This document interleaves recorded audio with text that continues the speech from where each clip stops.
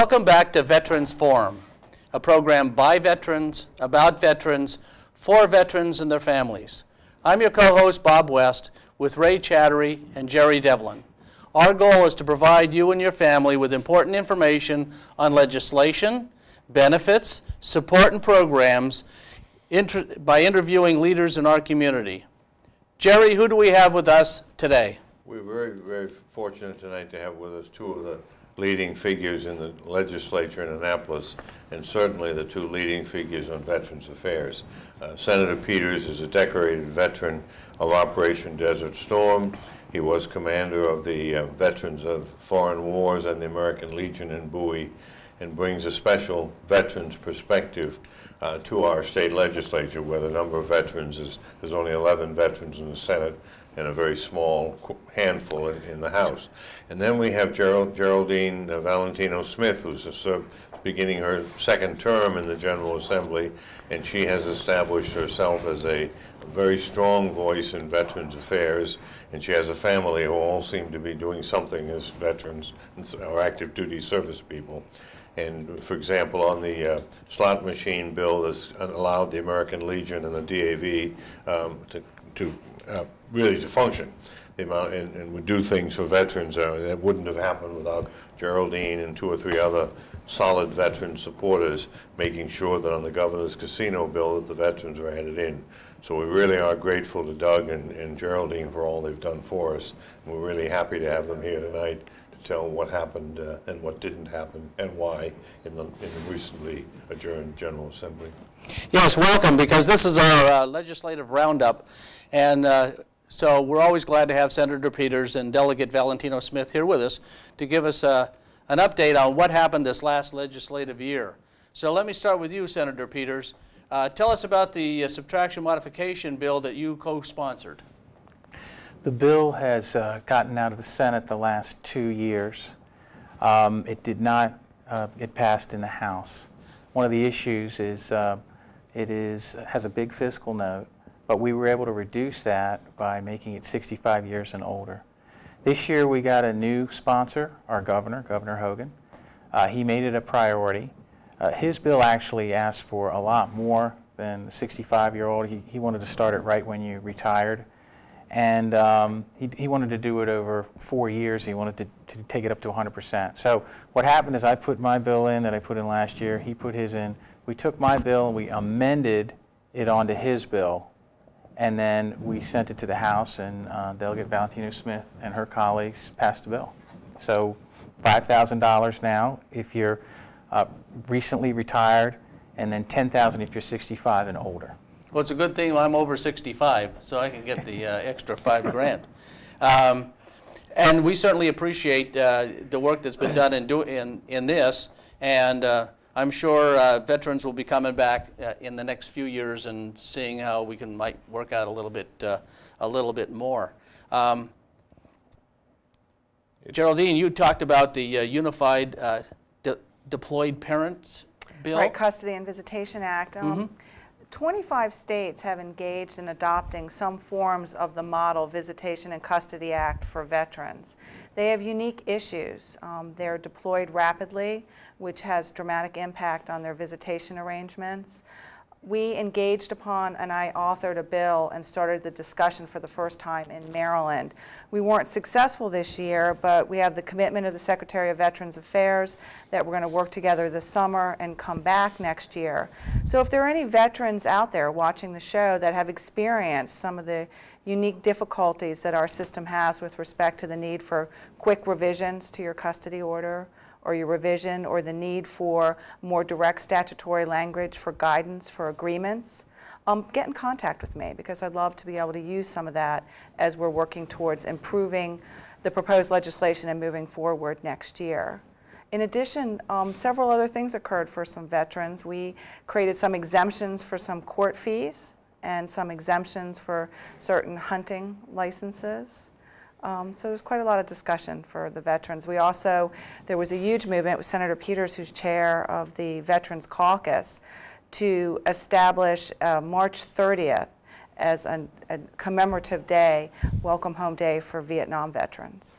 And I understand that went very, very well. There were 400 guests there. Correct. And our local paper had George Creighton, who had just come up from Florida, Right.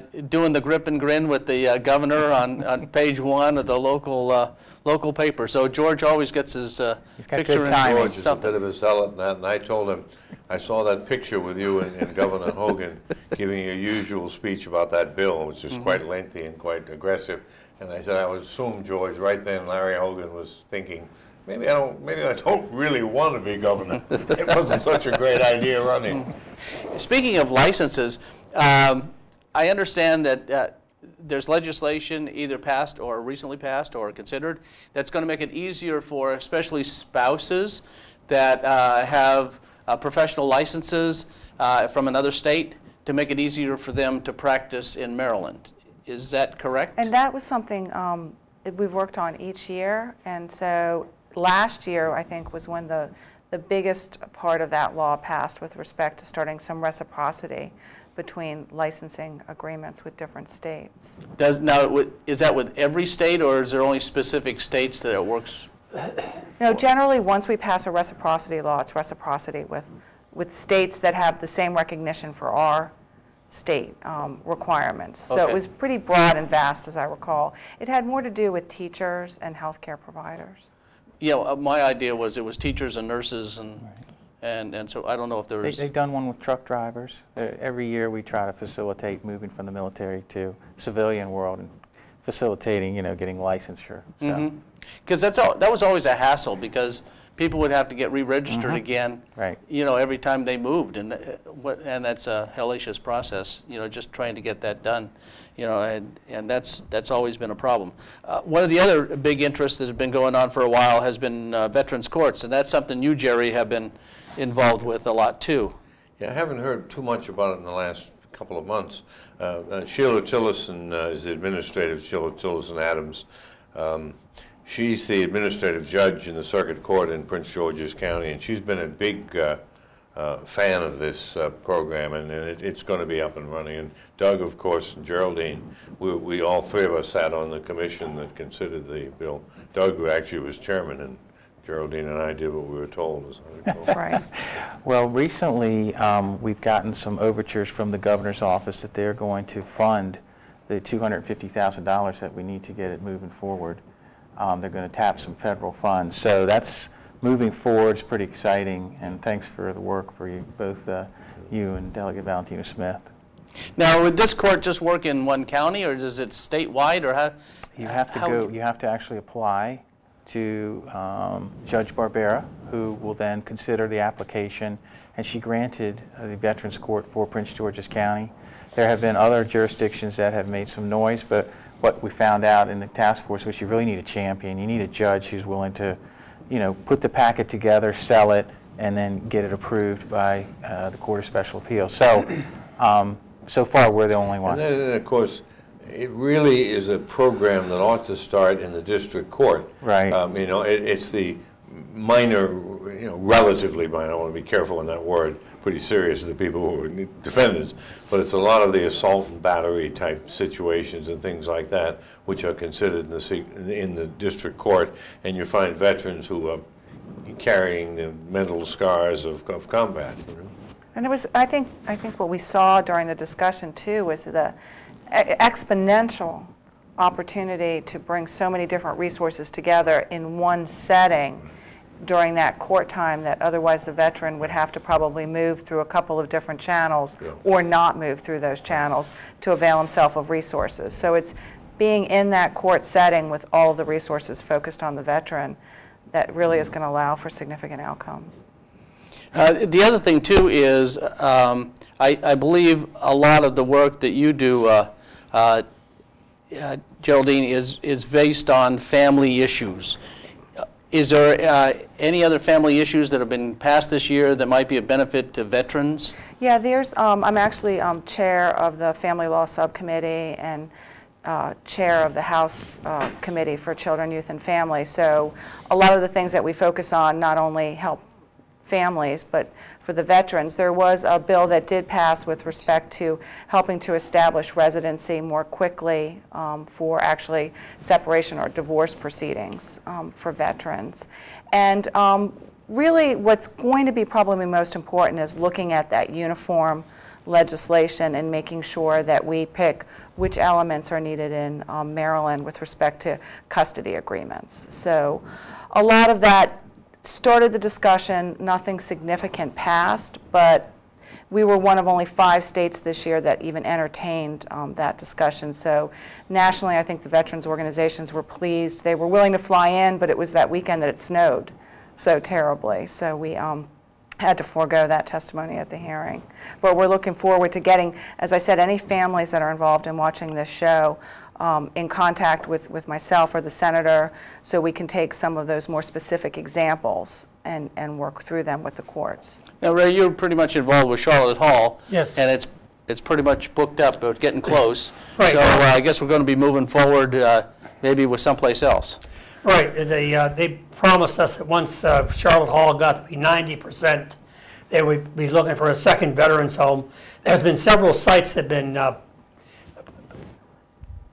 targeted, Fort Howard, Fort Detrick, and one out in western Maryland. But if you're looking at population, the biggest place would be Fort Howard, because the land's already government, belongs to the government, so they're not going to have to pay for that. They have some buildings there that can be renovated, and hopefully we can get the design money started, and then get down the road get the approval for the construction money. Now, the state has to pay 1/3, and the VA pays 2/3. And I'm just going by what it used to be when we got phase 4. August the 15th, they sit down and they prioritize. And if you're in the top 10 or top 11, you will get for that year, you will be prioritized and be set forward. And as I say, there again, the more planning we do here in Maryland for it, the better it's going to be for us. And Doug, has it been discussed at all at the Senate? It came in budget language this year, and we also directed a study to be done in Allegheny County.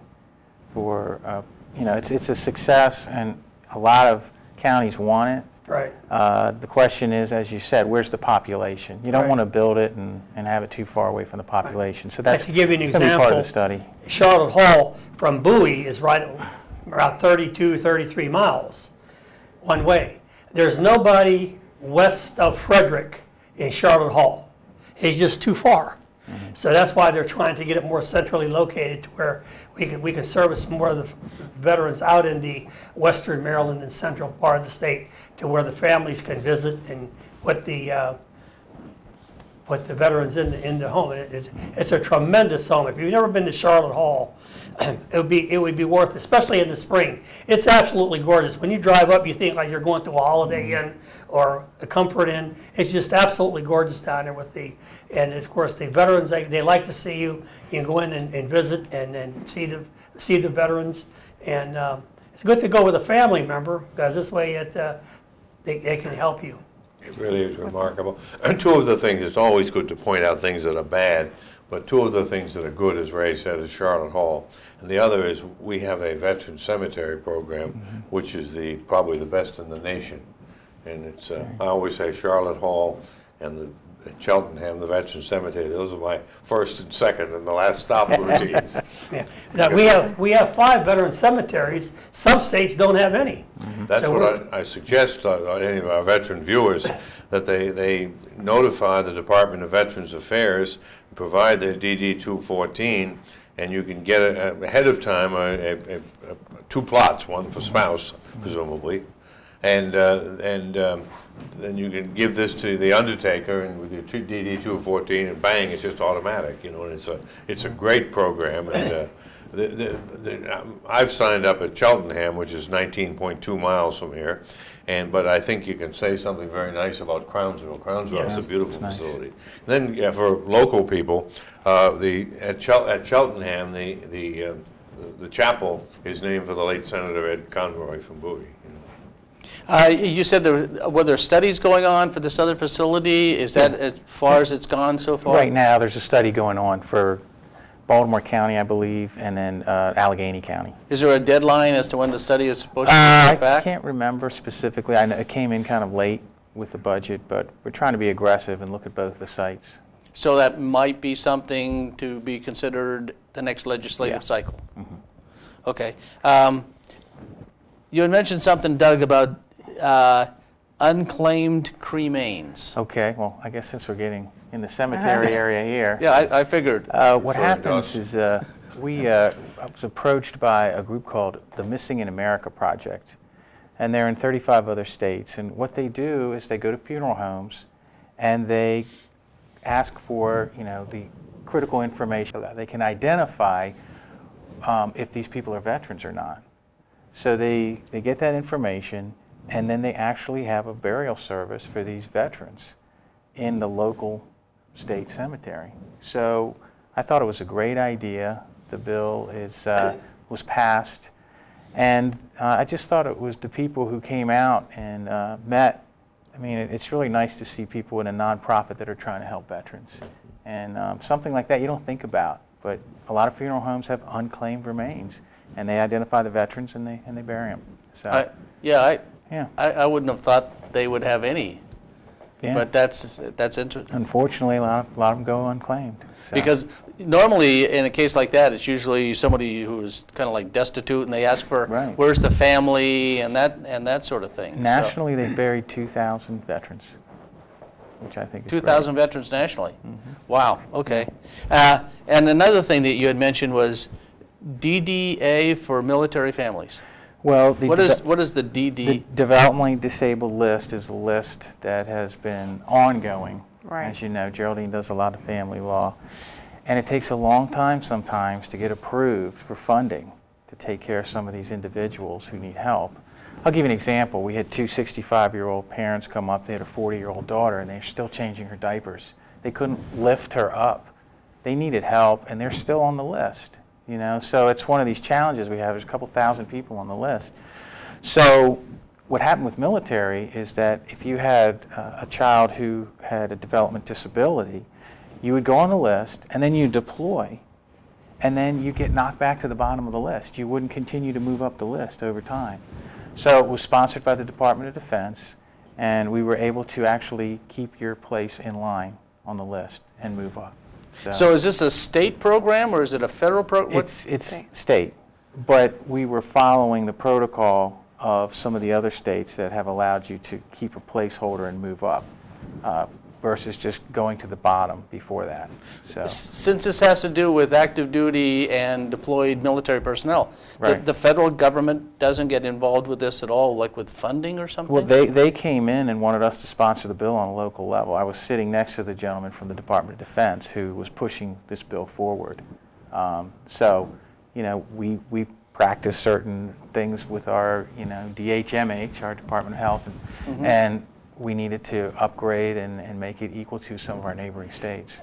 So this would allow us to get grants or something from the federal government to support this program, or is it? No. It just keeps your place in line to move up, because like the example I just gave you, there's a long line to get funding, and they do it by level of crisis for the DDA list, and so if you end up getting pushed back to the back, you're really never going to get it.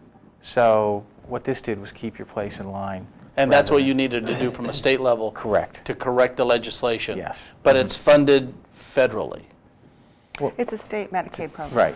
Okay, so that's how it is. Right, it's a state The feds come Medicaid in through program. Medicaid and okay. Right. I'm slow on that sort of thing. We're here for you. To help, okay. No, to help families, what we also did too was the state worked on tightening up some of the language to make sure that certain veterans didn't have to pay out-of-state tuition at different schools. There were some federal guidelines, and we tightened up the language to make sure that for our state institutions that veterans won't have to pay out-of-state tuition. Yeah.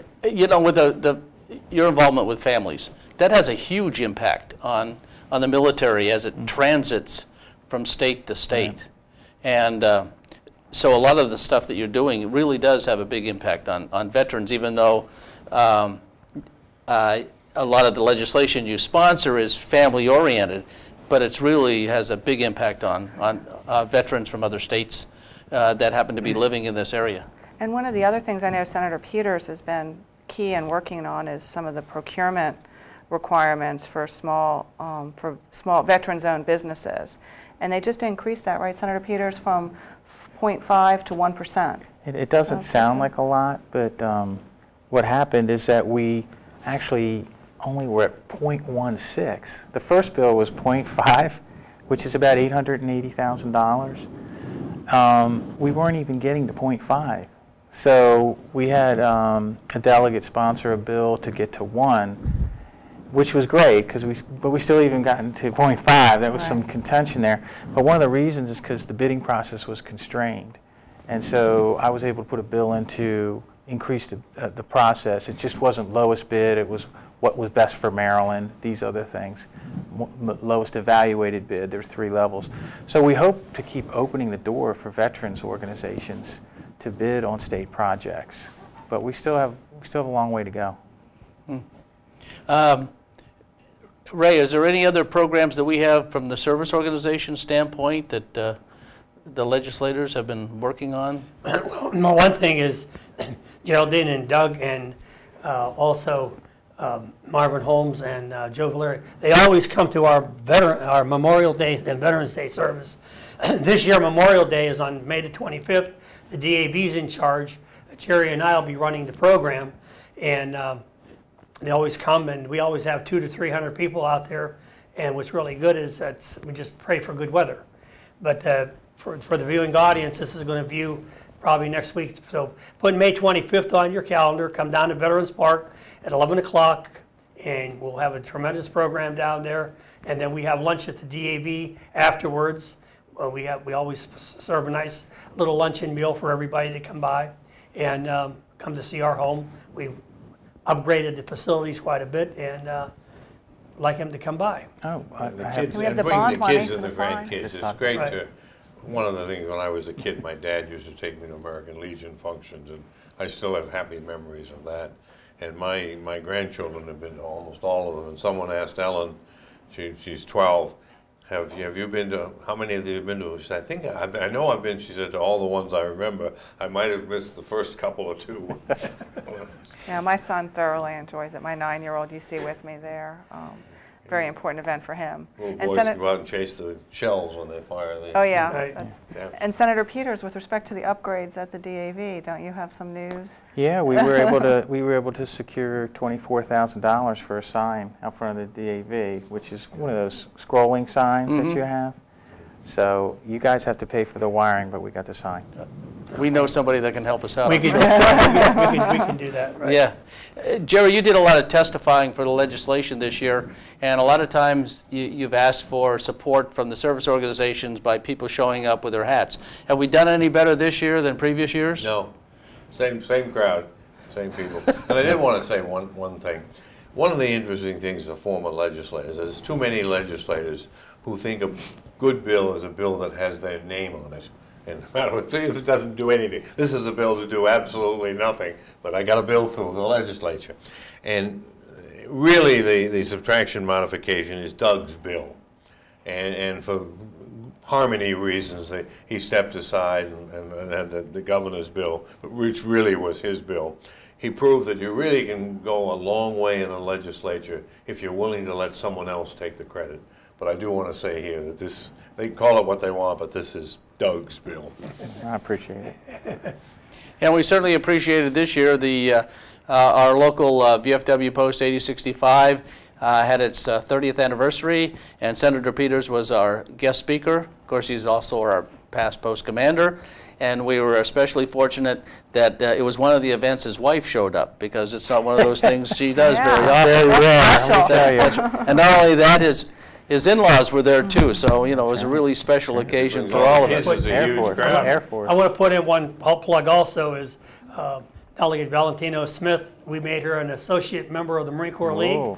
and she was our guest speaker 2 years ago. At our anniversary, anniversary, ball, which and- is our big event of the year. And it was really great because she was there, and we had 2 years in a row, we had the 6th most powerful people in the Marine Corps League in town because of And the auxiliary. in town. And as I say, it was a really tremendous feather in our cap to have Geraldine, and then the national commandant his wife, and the National Auxiliary President, the National Executive Director, and as I say, it's Several of those people said, and I'm a national officer, I do talk to these people, they thought that was incredibly, he said, you really are represented by, and Fred Robinson is always a feature Right. there. He said, you really are represented by some really outstanding politicians in your area. Right. And they were just amazed at the show that you and the two of you and Fred put on. And, Right. Fred, of course, ridicules the Marines. It's a great thing. We have a lot of, but at various parties when the Marine Corps League wear the red blazers, says if you're having trouble, park your car. One of those guys in the red.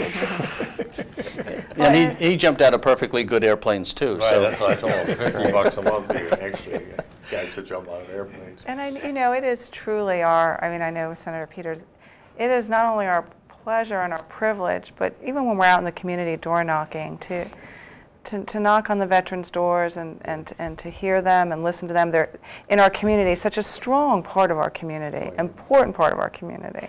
and we have our parade coming up in a couple of, well, in about a month. at the Bowie Parade will be May the 23rd, this Saturday. Jerry will be the MC again. And we have most of the veterans organizations that'll have some sort of marching unit and some riding cars. Some we might even have their scooter, right? It's a fun event. I'll be mobile, one way or the other. I get to introduce the Sons of Italy in Italian. Right. There you go. Fun Irish kid, that's not The bad. main rule is to not run out of candy. Right.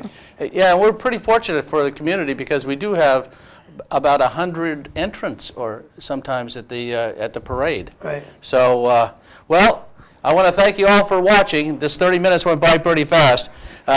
We hope you enjoyed the program and learned important information helpful to you and your family. We certainly want to thank Senator Doug Peters and Delegate Geraldine Valentino Smith for their support through the legislative year, and we look forward to their additional support in the coming year. And of course, they'd like to hear from you. So if you have issues of any kind, give them a call. They'd be happy to hear from you. Now, as veterans and family members, we urge you to stop by the DAV or the American Legion and find out about the benefits that you have earned and are available to you. And I want to thank all of you again for watching Veterans Forum. And thanks to Jim Travlin to be our director and cameraman.